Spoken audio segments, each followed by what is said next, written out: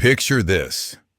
You are 15 years old, your hair still cut in the style of a village child, and you're clutching a thin wool blanket as you step into the cold heart of Saint Euphrosyne's convent, somewhere in the north of France, in the year 1377.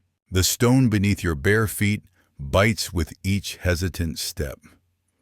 The air inside the chapel is thick with incense, sweet and choking, while your nose catches the underlying scent of damp stone and the distant, ever-present tang of old fear. Behind you, the heavy oak door groans closed, swallowing the echoes of your mother's last whispered prayer. Your world has vanished in a single clanging moment. You are now, they say, a bride of Christ.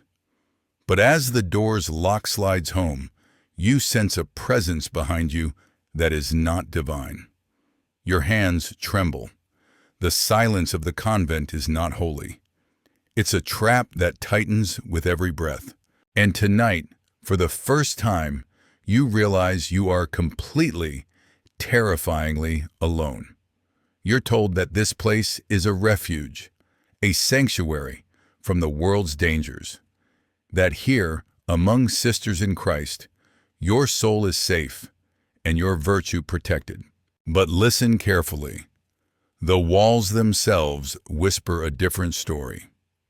What you don't know, what you're never meant to know, is that the convent is not a haven, but a cage built by powerful men for purposes that have nothing to do with faith.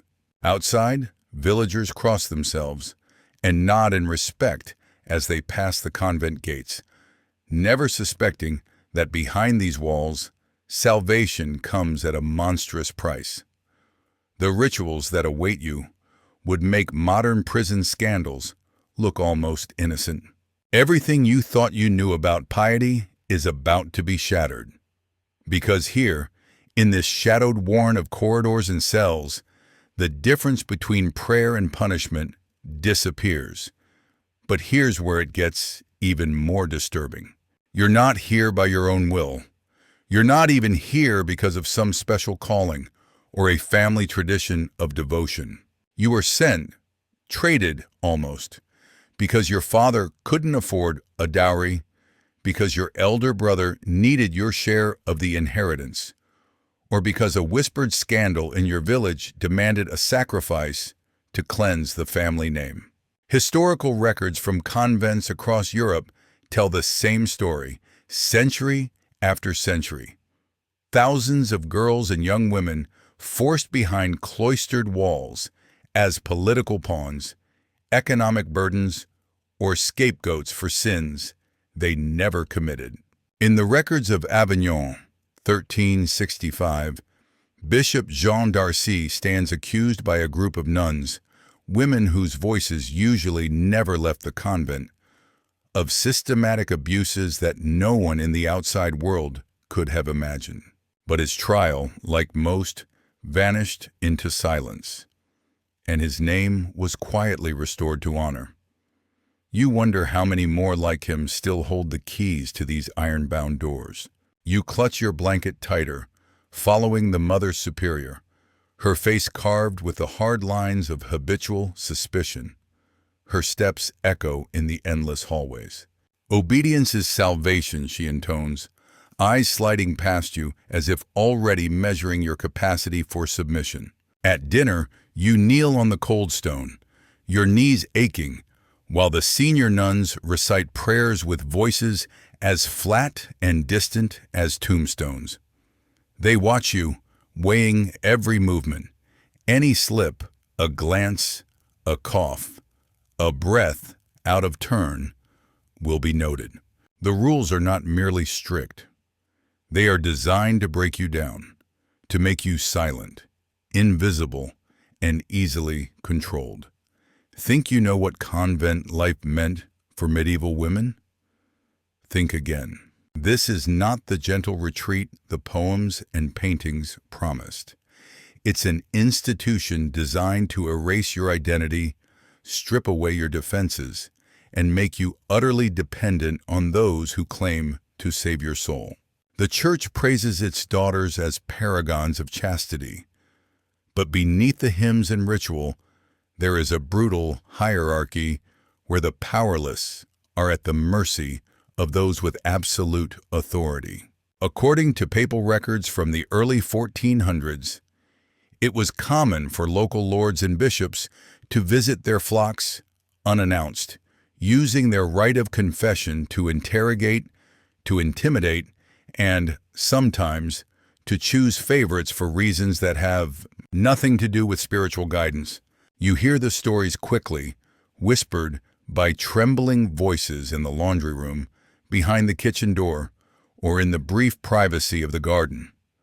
A novice who refused to obey the visiting priest vanished overnight, her bed stripped before dawn. Another, punished for supposed impure thoughts, was sent to a cell beneath the chapel, emerging weeks later, changed and silent. The official records call these disappearances penance. The girls call it something else: damnation. But here's what no one outside the convent understands. The greatest danger isn't the world you left behind. It's the keepers of your soul, the confessors, the bishops, the mother superiors, who decide your fate with a word. And as you kneel in the candlelit dormitory that first night, listening to the creak of footsteps in the darkness, you realize the rituals you were taught to revere are only the beginning. Because when the doors are locked and the world forgets you, anything can happen. Tomorrow, you will discover what it means to confess in a place where innocence is a liability and silence is your only weapon. But tonight, you try not to cry, pressing your face into the scratchy blanket, hoping the nightmares that stalk these ancient stones will pass you by.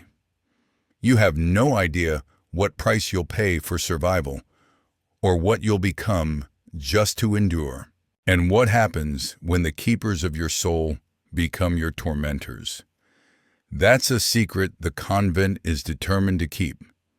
You wake before dawn, stomach twisted with dread, the scent of mildew and candle wax thick in the air.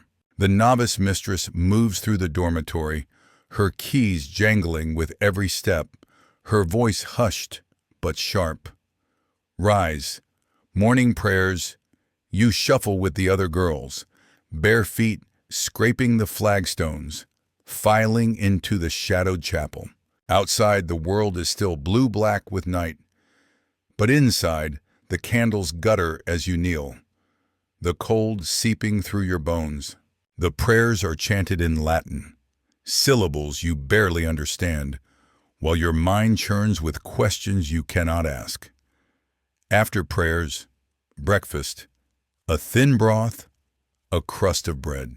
The silence is absolute, enforced by the watchful eyes of the senior nuns. A single slip, a dropped spoon, a whispered word earns you a sharp look, or worse, a note in the ledger. You learn quickly that silence here is survival, and secrets are currency. But today, the routine shatters. At midday, the bell tolls twice. Unusual. The novice mistress appears, face unreadable.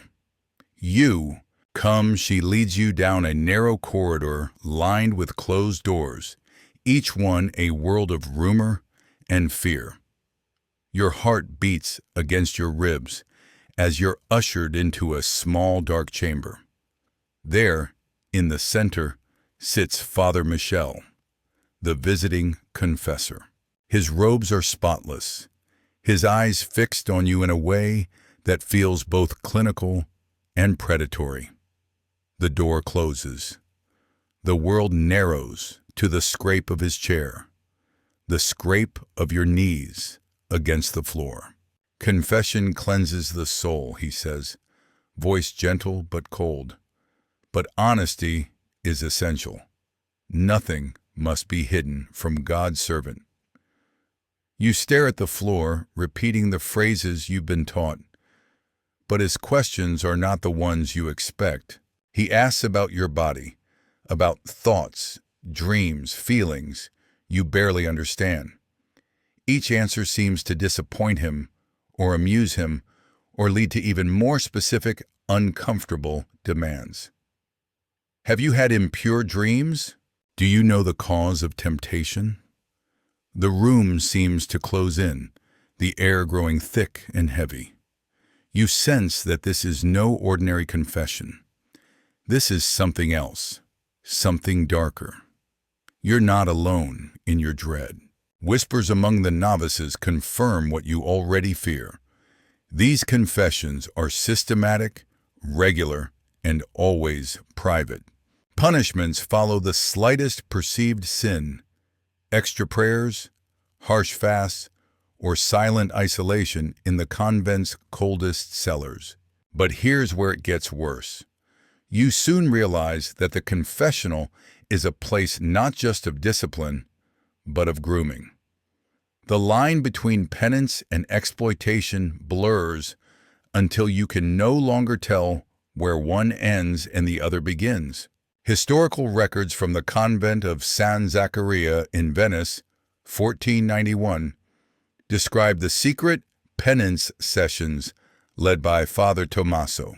Testimonies preserved by visiting church officials recount girls interrogated for hours, forced to endure questions and punishments for impurity, accusations that could never be disproven, and which followed them for the rest of their lives.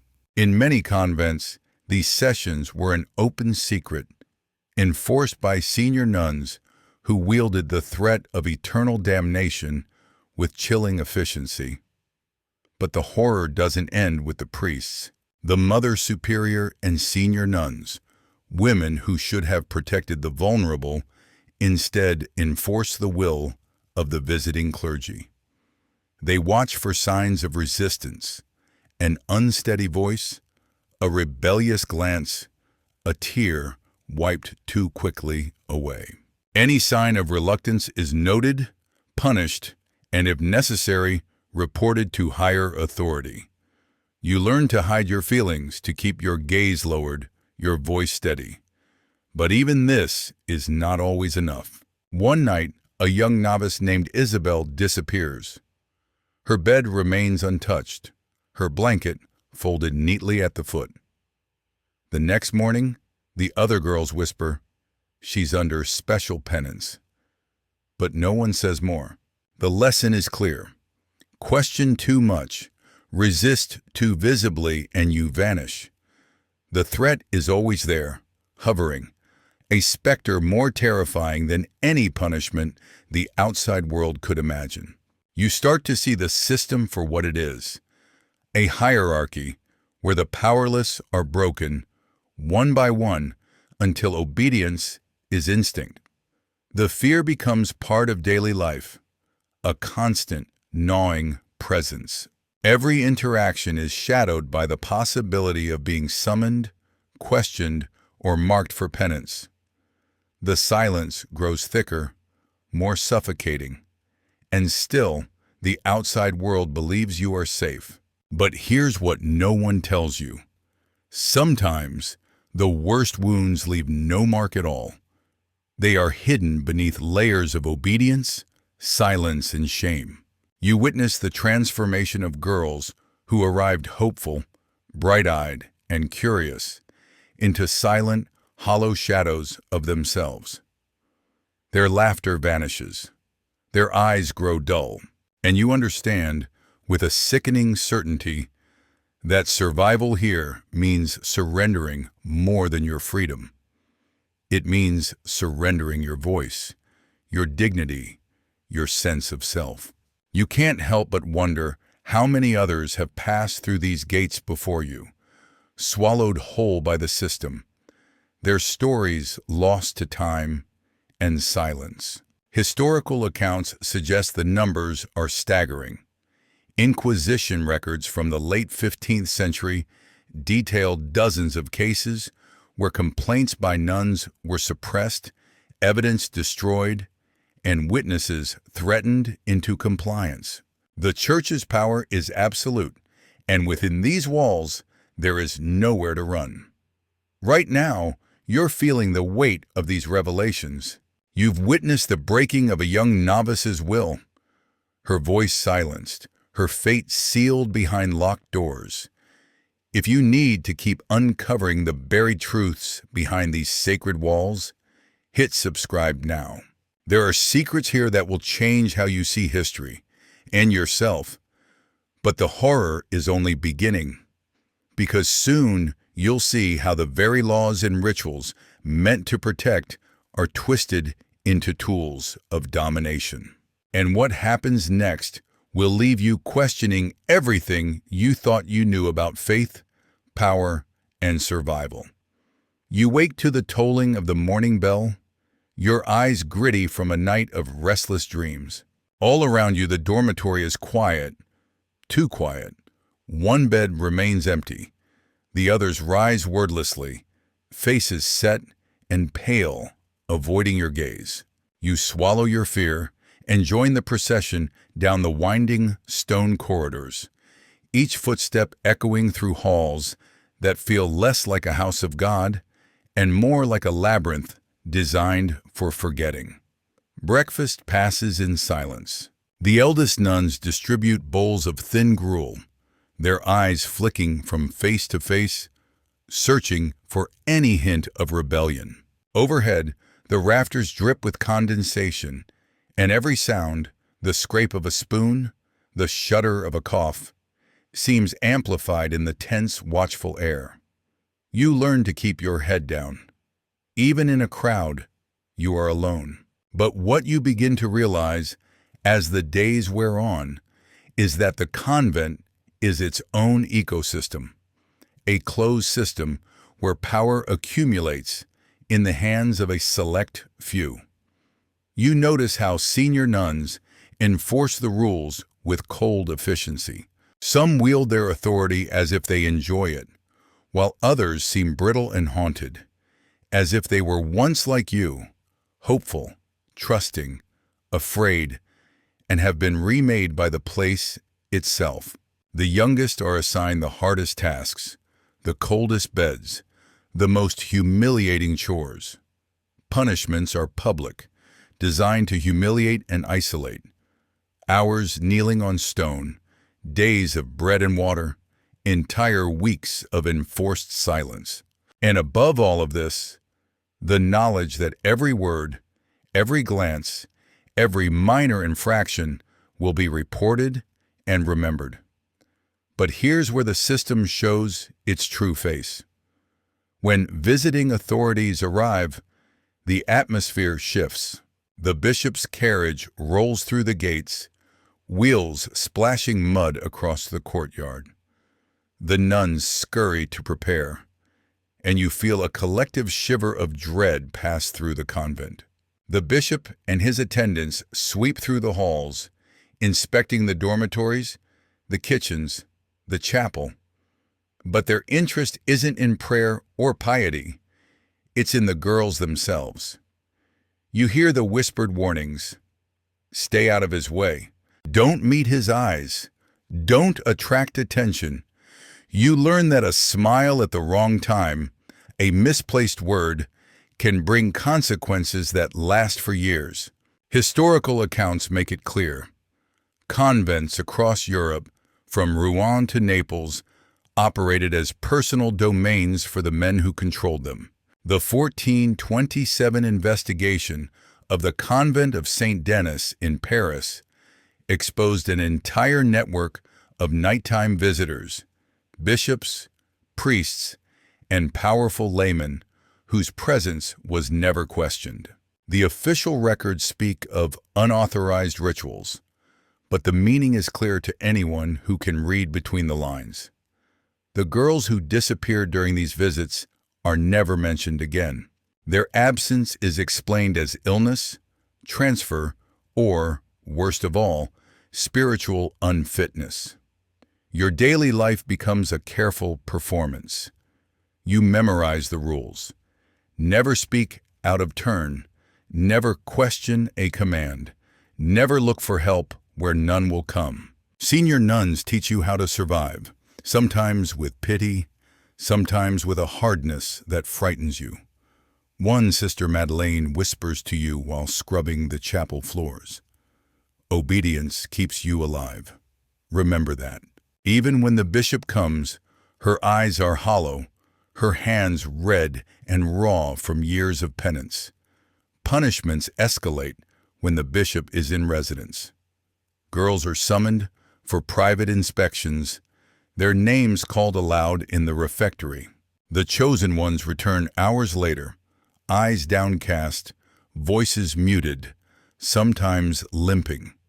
You watch this happen again and again, the list rotating but always returning to the ones who can least defend themselves. The younger girls are especially vulnerable.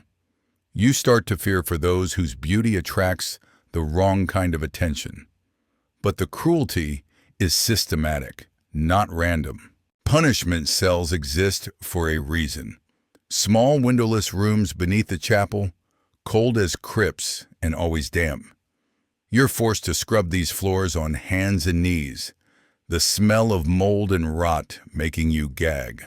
The threat of being sent here is enough to keep most girls compliant. But some resist at first. You hear their muffled sobs through the stone walls at night. In the morning, their silence is a warning. Sometimes medical examinations are ordered, justified as health checks or tests of purity. These are performed by priests or doctors appointed by the bishop, men whose authority is absolute. The nuns assist, holding you in place, reciting prayers, their faces stony with practiced indifference. You know, as you lie trembling on the examination table, that your body is not your own. You belong to the convent, to the church, to the men whose power is reinforced by centuries of law and doctrine. But here's where it gets even darker. Every attempt to speak out, to tell the truth about what's happening, is crushed beneath the weight of authority. In 1455, Sister Marguerite of Rouen tried to expose abuses in her convent. Her testimony, preserved in Inquisition records, describes secret visits, punishments for imagined sins, and the complicity of her superiors. She was declared mad, confined to her cell, and erased from the convent's history. Those who survive learn the lesson well. Obedience and silence are rewarded. Resistance is punished, forgotten, or destroyed. The fear doesn't fade. It settles into your bones, becoming part of how you move, how you think, how you breathe. You find yourself watching, always, for the next summons, the next inspection, the next chance to disappear. Some of the girls begin to forget what life was like before the convent. Their memories of family, freedom, sunlight are replaced by the rhythm of bells, the chill of stone, the pain of submission. And you start to wonder if escape is even possible. But even these horrors pale compared to what happens when the law itself is twisted into a weapon, when the rituals and rules meant to protect are turned against you, locking you into a cycle of punishment with no end. The next time the bishop visits, you are summoned for a private inspection. The Mother Superior's eyes never meet yours as she hands you over to his attendants.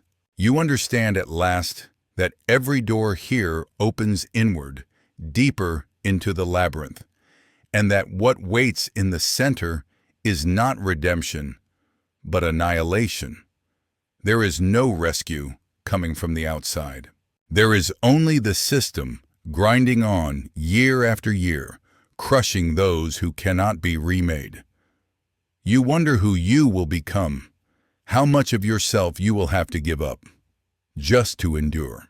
And you know now, in this place, the greatest danger is not what happens in secret. It's what happens with everyone's consent. The next phase begins quietly, with a summons at dawn. You are led without explanation through the freezing corridors to the Mother Superior's office, a room you've come to fear more than any locked cell. Her face is unreadable, lips pressed thin, hands folded over a leather-bound ledger. "There have been complaints," she says, her voice cool as river water. "We expect better from our novices." You sense in her posture the weight of hierarchy. She is not just an enforcer. She is a sentinel of a system built to crush any hint of disobedience. The conversation is brief. Repent, and you may be forgiven. Resist, and the consequences will follow. The message is as old as the stones themselves. Survival depends on submission. In the days that follow, you become an object lesson. You are assigned to menial tasks, shunned at meals, watched for any sign of defiance. The other girls avoid your eyes, terrified of guilt by association. Your penance is public, designed to isolate and humiliate. Kneeling for hours on cold stone, you are told to pray for forgiveness, reciting the same phrases until your voice breaks. Sleep is rationed, bread and water your only sustenance. Every act of discipline is justified as healing, but the real purpose is control. It's not just the nuns who wield power. The law itself sharpens their authority. By decree of both church and state, disobedience in a convent is considered a crime against God. Papal bulls from the late 14th century grant mother superiors the right to order seclusion, medical inspection, or corporal punishment without outside review. You learn this firsthand. After days of isolation, you are brought to the infirmary and examined by the convent's priest and his assistant. They speak in Latin, their words a cold ritual, as they search for any sign of moral corruption. The experience leaves you raw, exposed, and deeply ashamed. But you sense that your humiliation is routine, repeated for others who step out of line. Historical records from the time are unflinching. In 1455, Sister Marguerite of Rouen tried to tell her story of secret punishments, treatment for imagined ailments, and the silence enforced by her superiors. She was dismissed as unstable, subjected to months of isolation, and ultimately erased from the convent's memory. Her only legacy survives in a single deposition, buried in Inquisition archives, where she describes rooms without windows, meals slipped under the door, and prayers recited until meaning faded into delirium. Her fate is a warning. To speak is to vanish. The psychological assault is relentless. You watch other girls unravel, their spirits chipped away by endless penance and threat. Some withdraw into themselves, eyes vacant, voices barely more than whispers. Others break more violently, sobbing in the night, trembling at the approach of a senior nun. The convent hierarchy knows how to wield fear. Every rumor of a girl locked away, of secret punishments, of mysterious illnesses, serves to reinforce obedience. You witness, day after day, the transformation of hope into resignation. The oldest nuns, once rebels themselves, are now the harshest enforcers, repeating the cycle they once tried to resist. But here's what no one outside these walls can grasp. The worst punishments are not always physical. They are psychological. The destruction of trust, the isolation of suspicion, the threat of spiritual damnation for even imagined transgressions. The fear of hell is a tool, sharpened and used without mercy. You confess not because you are guilty, but because you are desperate to escape notice, to avoid the attention that brings punishment. You learn to police your own thoughts, your words, your dreams until you are no longer sure what is true and what is simply survival. Yet, even these terrors are not the darkest the convent has to offer. Rumors begin to swirl, whispered in the moments when the nuns turn their backs. A novice, barely more than a child, is discovered to be pregnant. The scandal is contained with terrifying speed. She is sent away for treatment, never to be seen again. Later, a small, unmarked grave appears at the edge of the convent garden. The explanation is simple. God has taken another soul. But among the girls, the truth circulates.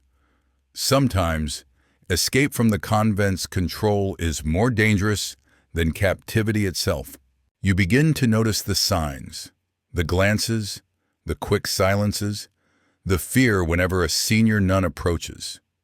You wonder how many secrets are buried here, how many stories have been erased with a prayer and a shovel. The Mother Superior reminds you daily, the convent is your family. No one outside will understand you now. The message is clear. Whatever happens here is fate, unchangeable, unquestionable, wholly by virtue of being hidden.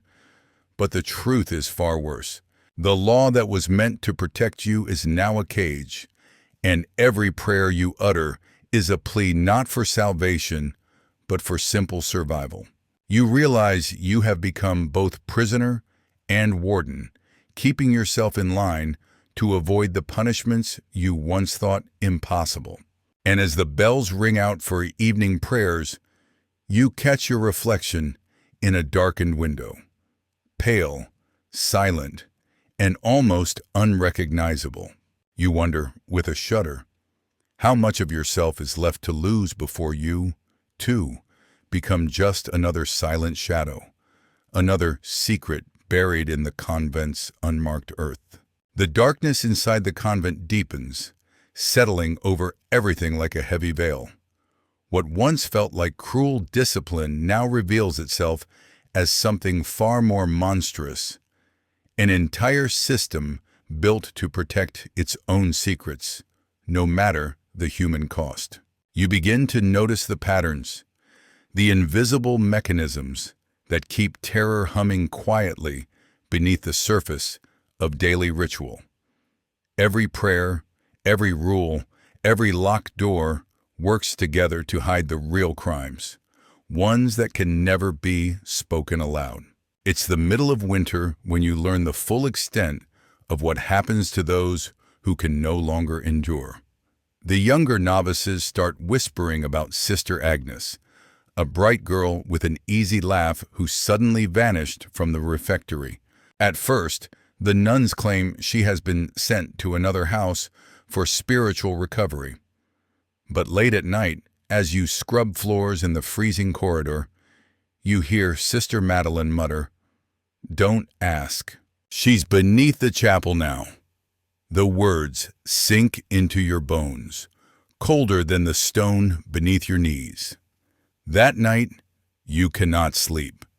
When the others drift off, you rise and slip through the dark, drawn by something between fear and hope.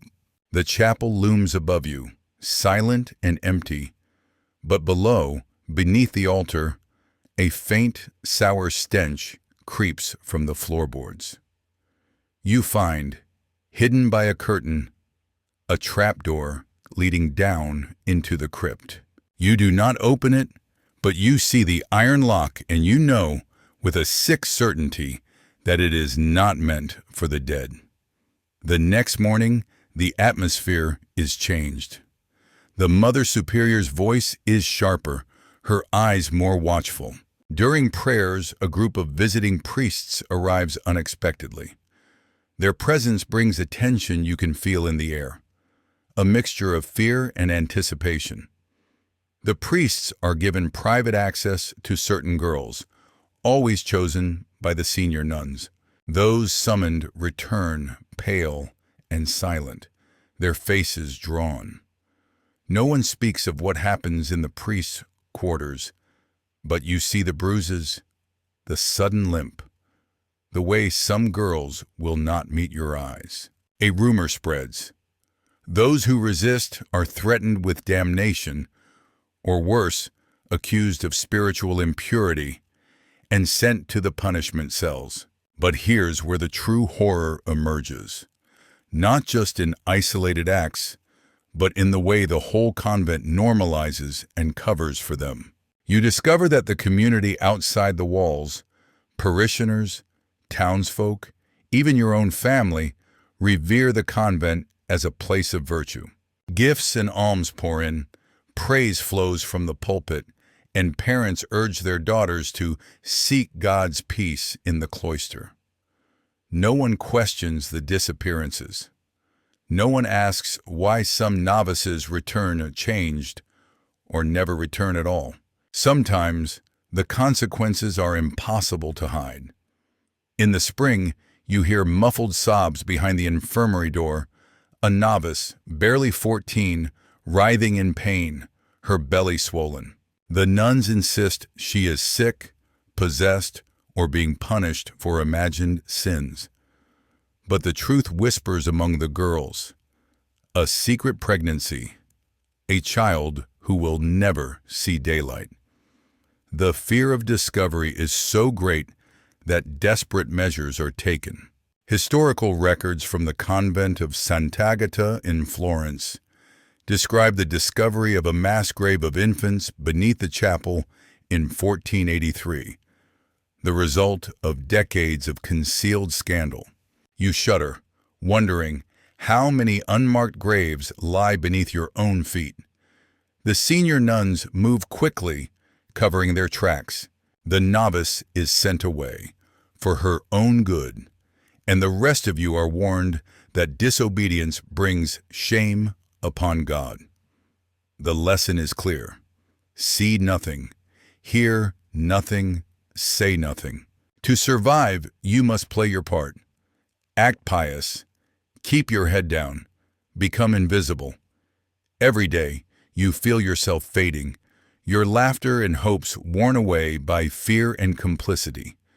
You watch as the others do the same. But what chills you most is how everyone learns to accept the horror. The routines go on. Bells ring, prayers are said, candles lit, and secrets buried. The priests preach virtue from the pulpit while committing acts no law will ever punish. The nuns who once tried to protect now enforce silence, warning you that God sees everything, even as they hide what should never have been done. One evening, as dusk falls, you find yourself standing at the edge of the convent garden, staring at a patch of freshly turned earth. A senior nun stands beside you, her hands folded, her face unreadable. Some burdens must be carried for the good of all, she murmurs. You sense she is both warning and confessing. She, too, was once a victim, now a warden, upholding the system that destroyed her innocence long ago.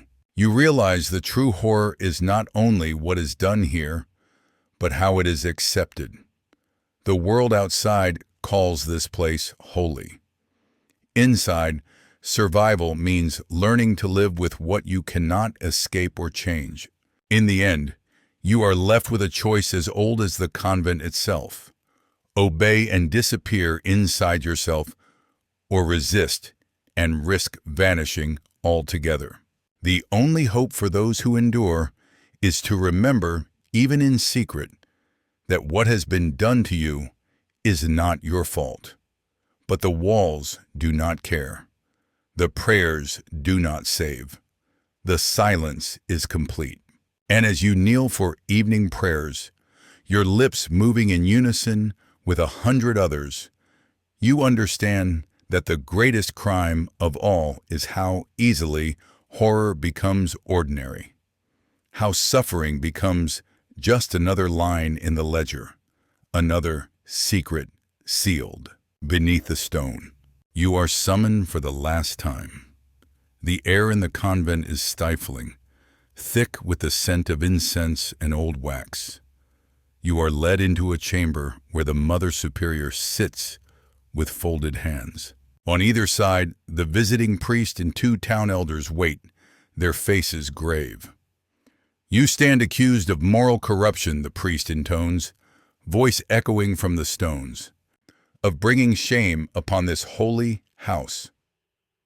You look around and see the faces of the women who once whispered warnings, now silent, eyes downcast, each desperate to avoid your fate. You realize you are utterly alone. You plead for the truth to be heard. You speak of the punishments, the locked doors, the vanished novices. The elders shift uneasily, but the Mother Superior's expression never changes. Confession is for the soul, she says. You must repent or be cast out. The priest steps forward, his hand heavy on your shoulder. There is no appeal. Your testimony will be erased, your words twisted into evidence of your own guilt. You understand now. The system was never built for your salvation. It exists to protect itself. This is the horror at its peak. Not the punishments, not the silence, but the certainty that nothing you say will change what is already decided. In this moment, you glimpse your future. You will be cast out of the only home you have left, marked as a danger, denied family, denied faith, denied a voice. History remembers the trial of Abbess Jeanne des Anges at Loudun in 1632, a woman who tried to expose the darkness at the heart of her convent. Instead, she became the scapegoat, her suffering used to reinforce the very system she had tried to dismantle. The lesson is carved into every wall. Those who resist are destroyed so that the institution may survive. As the verdict is read, you feel the last pieces of your old self slip away. There is no drama, only the cold efficiency of ritual. You are escorted to the gates, a single bundle of clothes in your arms, the faces of the sisters vanishing behind iron bars.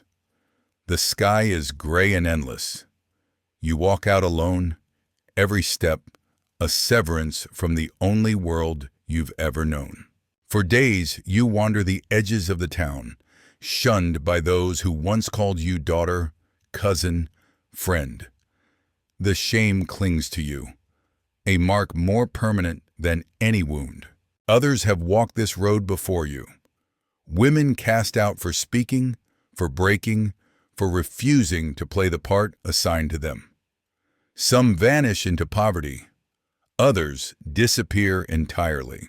You join the ranks of the lost, your story almost erased before it's even begun. But here's what the world cannot see. You are not broken. The secrets you carry become a kind of resistance, a thread connecting you to those who suffered in silence. You find others, former novices and outcasts, who share the same haunted look, the same hunger for truth. Together, you remember what the convent tried to erase. In secret rooms and hidden alleys, you whisper the names of the vanished, telling the stories the church would rather keep buried. In the darkness, a fragile network of survivors takes root. The system endures, its rituals unchanged, its authority unquestioned. Centuries later, archives reveal the scale of what was hidden. Mass graves beneath convent chapels, suppressed testimonies, scandals erased from official records. Historians find fragments, brief accounts in church ledgers, depositions in the archives of Avignon and Florence, whispered rumors in village folklore. Each piece is a witness. Each voice once silenced, demands to be heard. You remember it all. The cold, the prayers, the silence, the moment you realized you were not alone in your suffering, the day you chose to survive by holding on to the truth, no matter how carefully it had to be hidden. The convent wanted obedience. It bred complicity and erased dissent. But even here, there were those who refused to be entirely erased. Their legacy is not just one of trauma, but of survival. Now, you leave this story changed, knowing what the church wanted buried, seeing the patterns that repeated for centuries. The weapons of silence and shame did not end with the Middle Ages. You recognize their echoes in the modern world. Institutions that protect themselves, survivors blamed and cast out. The persistent struggle to make the invisible visible. If this journey has changed how you see the past and the power systems that shape our lives, hit subscribe now. This is how we unearth truths that were meant to stay in the dark. Because every survivor's testimony brings us closer to understanding not just what was done, but how it was allowed to happen. The past is never as distant as it seems, and the story does not end when the gates close behind you.